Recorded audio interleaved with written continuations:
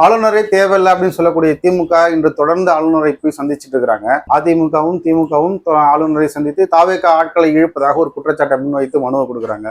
இந்த விஷயங்களை நம்ம எப்படி எடுத்துக்கணும்? தாவேக ஆட்சியை நடத்துவதை பொறுத்துக் கொள்ள இல்லாமல் அவர்கள் அப்படி செய்யறாங்கன்னு சொல்லலாமா, இல்ல உண்மையாலுமே இந்த ஆட்கள் சேர்ப்பை தாவேக மேற்கொண்டு வருகிறது? நம்முடைய கவர்னர் அவர்கள் எடுத்த முடிவே சரியில்லை. ஏனென்றால் அந்த உரிய ஆட்களை சேர்த்து கொண்டு எம்எல்ஏக்கள் எத்தனை எம்எல்ஏக்கள் இருந்தால் தகுதி உள்ளவர்கள் என்பதை தெரியப்படுத்திக் கொள்ள, அதன் தெரியப்படுத்திக் கொண்டு சில அவகாசங்கள் கொடுத்தால் அந்த அவகாசத்தை பயன்படுத்தி வேற்று கட்சியில் ஆறுதல் கூறினார்கள். வேற்று கட்சியிலிருந்து ஆறுதல் கூறினாரே தவிர அவர் இயக்கத்தில் செய்யவில்லை, ஆறுதல் தான் கூறினார்கள். அதன் பிறகு குதிரை பேரம் பண்ணி அவர்கள் அனைவரும் திராவிட முன்னேற்ற கழகத்தால் அனுப்பப்பட்டவர்கள். திராவிட கழகம் எங்கே கவர்னர் ஆட்சி வந்துவிடுமோ என்ற குறிக்கோளில், அச்சத்தில் பயந்து ஒரு அரசு இருக்கட்டும், நாளை நம் அரசை அமைத்துக் கொள்வோம் என்ற குறிக்கோளில்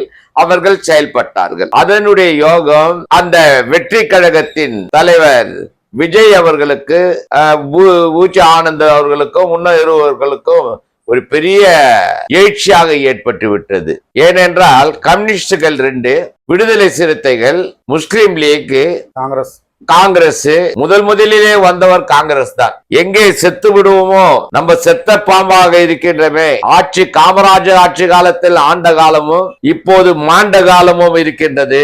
மாண்டு கொண்டிருக்கின்றோம். உயிர் பிச்சையாவது யாராவது பால் ஊத்துவாங்களா என்ற குறிக்கோளில் விஜய் கட்சியில் கேட்பாரற்று போய் சேர்ந்து விட்டார்கள். இவர்கள் அரசியலுக்கு தேர்தலுக்கு முன்பே போய் சேர்ந்து இருந்தால் அனைவரும் வரவேற்பார்கள். தேர்தலுக்கு பின் சுயநலத்திற்காக திராவிட முன்னேற்ற கழகம் வந்து விட்டால் இவர்கள் திராவிட முன்னேற்ற கழகத்திலே இருந்து சாதனை படைத்திருப்பார்கள். பல ஆண்டுகளாக சுயநலத்துக்காக தன்னை காப்பாற்றிக் கொண்டவும் பிஜேபி எதிர்க்கவும் திராவிட முன்னேற்ற கழகத்தை தேவைப்பட்டது.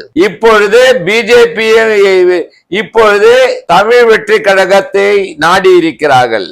ஆனாலும் திராவிட முன்னேற்ற கழகத்தில் 20 எம்பிக்கள் இருக்கிறார்கள். காங்கிரஸ் பிஜேபி இந்த திராவிட முன்னேற்ற கழகத்தின் தூதுவாதால் தான் இவர்களிடம் இருக்கும் எம்பிக்கள் இருக்கிறார்கள். உண்மையாக கூட்டணியில் இருக்கும் எம்பிக்கள் இவர்கள் கூட்டணியில் ஜெயிச்சவர்கள் தான் என்பதை தெளிவுபடுத்திக் கொள்கிறேன். சுயநலத்துக்காக கூட்டணியிலிருந்து வெளியில போயிட்டாங்க காங்கிரஸ் அப்படின்னும் பொழுது அவர்கள் திமுகவினால் பெற்ற வெற்றியை ராஜினாமா செய்து விட வேண்டும். அது சரியான அது செய்து இருந்தால் காங்கிரஸ் தான் என்று கூறியிருக்க முடியும். அவர்கள் இனி செத்து விட்டோம், சில கால் பால் யாராவது ஊத்துவாங்களா நம் உயிர் பிழைக்க என்பது ஒட்டி கொண்டிருக்கிறார்கள். இது போன்ற செய்திகளை தொடர்ந்து பெற நம்ம வேர்ல்ட் பிரின்ஸ் சேனலை மறக்காம சப்ஸ்கிரைப் அண்ட் ஃபாலோ செய்து கொள்ளுங்கள்.